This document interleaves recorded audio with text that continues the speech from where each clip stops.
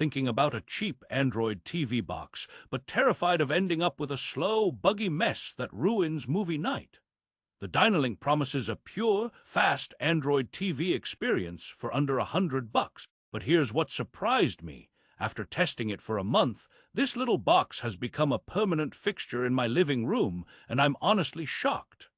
However, you absolutely need to know these three critical things before you click buy, because this isn't the perfect device for everyone. For the best price, click the link in the description. So what's the catch? Let's dive in. /n/n. First up, you need to understand what Dynalink even is. This isn't some random brand from a sketchy Amazon listing. It's actually a product sold by and developed for Walmart. That's right, it's Walmart's in-house streaming box, like their answer to the Amazon Fire Stick. That means you get a certain level of quality control and a very specific software experience. Pure, unadulterated Android TV. Not a heavily modified skin, not a bunch of pre-installed bloatware you can't remove. It's basically Google's vision for your TV. Therefore, the setup is incredibly familiar if you've used a Chromecast or a Shield. But is this clean software enough to make up for what might be missing under the hood? /n/n. Let's crack this box open, metaphorically speaking, of course. I'm not about to void the warranty with a butter knife, unlike my last attempt at fixing a toaster. The hardware specs are decent for the price. You're getting an Amlogic S905X2B chipset, which is a very common, reliable quad-core processor. It's paired with 2 GB of RAM and 8 GB of internal storage. Now, before you get excited, that storage fills up fast. After the system takes its share, you've got about 4.5 GB left for apps. Therefore, if you're planning on installing every streaming service known to man plus a bunch of games, you'll hit a wall quickly. This is thing to know before buy one. The Dynalink is for streaming, not for being a massive app hoarder. It's a minimalist's dream, but a digital packrat's nightmare. /n/n. Performance, however, is where this box really starts to impress for its price bracket. Navigating the interface is snappy. Apps like Netflix, Disney Plus, and YouTube load quickly and play smoothly. I tested 4K HDR content on YouTube, and it looked fantastic, with no noticeable stuttering. The Wi-Fi performance is solid on a 5 GHz network. But here's the twist: gaming. Don't buy this thinking it's a budget gaming console.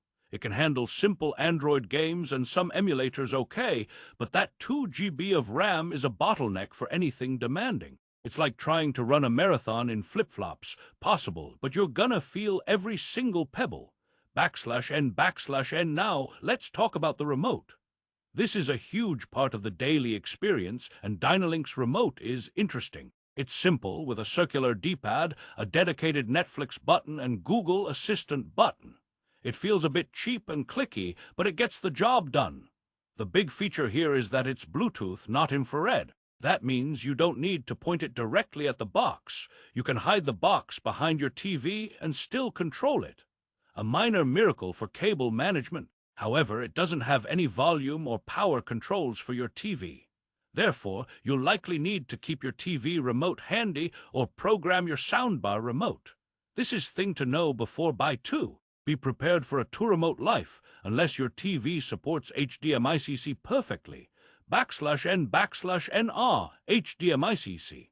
That magical feature that's supposed to let one remote control everything. The Dynalink supports it, but its effectiveness is a lottery based on your TV's brand.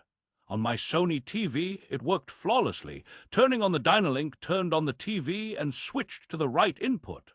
On an older Vizio, a complete no-go. It's the tech equivalent of a friendly wave that only some people return. So your mileage may vary dramatically. This leads us directly into the software, which is the Dynalink's strongest selling point. /n/n. The Android TV 10 experience is clean and future-proof. You get the full Google Play Store, built-in Chromecast functionality, and Google Assistant integration. Asking it to play a show, find a recipe, or tell you a joke works great. I asked it to tell me a joke, and it said, "Why don't scientists trust atoms? Because they make up everything." Even my AI overlords have dad jokes, apparently. The lack of bloat is a breath of fresh air. There's no forced Amazon Prime Video integration shoved in your face, no uninstallable games you'll never play. It's just Google. But this purity comes with a subtle cost. \n because it's pure Android TV, you miss out on some of the slick, content-forward interfaces of Roku or Amazon Fire OS. The home screen is basically a row of your apps and a watch next row from Google. It's functional, not flashy. Some people love this simplicity, others find it boring. Therefore, ask yourself, do you want a streamlined tool or an entertainment hub that suggests content from all over? The Dynalink is the former. It's the reliable sedan, not the flashy sports car with a built-in movie theater. But is there a hidden superpower under this simple hood? \n actually, yes. For the tinkerers and tech-savvy, the Dynalink has a secret identity. It's one of the easiest devices on the market to unlock, root, and install custom ROMs on. The bootloader is relatively simple to unlock, and the developer community has embraced it. This means you could potentially install a different version of Android TV or even turn it into a lightweight Linux machine. Now, I'm not recommending most people do this. You can easily brick it, but the potential is there. It's like discovering your sensible neighbor's sedan has a nitrous oxide button hidden in the glove compartment. \n let's address the elephant in the room. Comparison time. How does it stack up against the Google Chromecast with Google TV? They run the same software, but the hardware is different. The Chromecast is a dongle, the Dynalink is a box. The Chromecast has a better remote with TV controls. The Dynalink has more ports. The ports, this is a big deal. On the back, you get a full-sized HDMI 2.0 port, a USB 2.0 port, an Ethernet port, and a DC power input. That Ethernet port is a game-changer for stability if your Wi-Fi is congested. The USB port lets you connect a flash drive or hard drive to expand that paltry storage. Therefore, for connectivity, the Dynalink box wins hands down. It's the Swiss Army knife of connectivity compared to the Chromecast's single blade. \n, but what about the king of budget streaming, the Amazon Fire Stick 4K? This is a clash of philosophies. Fire OS is a walled garden built around Amazon's ecosystem. Android TV is Google's open playground. The Fire Stick's interface is more aggressive with ads and recommendations. The Dynalink's is cleaner. Performance is similar, though some find the Fire Stick's interface a tad smoother.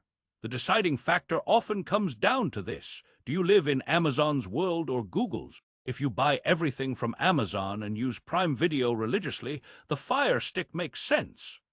If you use YouTube Premium, Google Photos, and want the wider Google app ecosystem, the Dynalink is your champion. It's like choosing between a cozy, well-stocked cabin and a sleek, modern apartment with a better view. \n after weeks of testing, what's the final verdict? Who is this box actually for? Here's my resolution. The Dynalink Android TV Box is perfect for 3 types of people. First, the Google purist who wants an uncluttered Android TV experience without paying Shield TV prices. Second, the practical user who needs Ethernet for a rock-solid connection or USB for extra storage. And third, the tinkerer who likes having a project device. However, you should avoid the Dynalink if you need tons of internal storage for apps and games, if you absolutely demand one remote to rule them all, or if you deeply prefer the content-first interfaces of Roku or Fire TV. \n. So, let's recap those 3 critical things to know before buy. Number 1, the 8 GB storage is very limited. Plan for it. Number 2, the remote lacks TV controls, so prepare for a 2-remote setup. And number 3, its superpower is pure Android TV and expandable connectivity, not flashy features or gaming prowess. If those trade-offs are acceptable to you, then this little Walmart box is a stellar value. It delivers a fast, clean, and reliable streaming experience that punches well above its weight class. It's the streaming box that quietly does its job perfectly, like a butler who also happens to be an expert at buffering. For the absolute best price on Amazon, click the link in the description below. Thanks for watching, and let me know in the comments which streaming device you're currently using.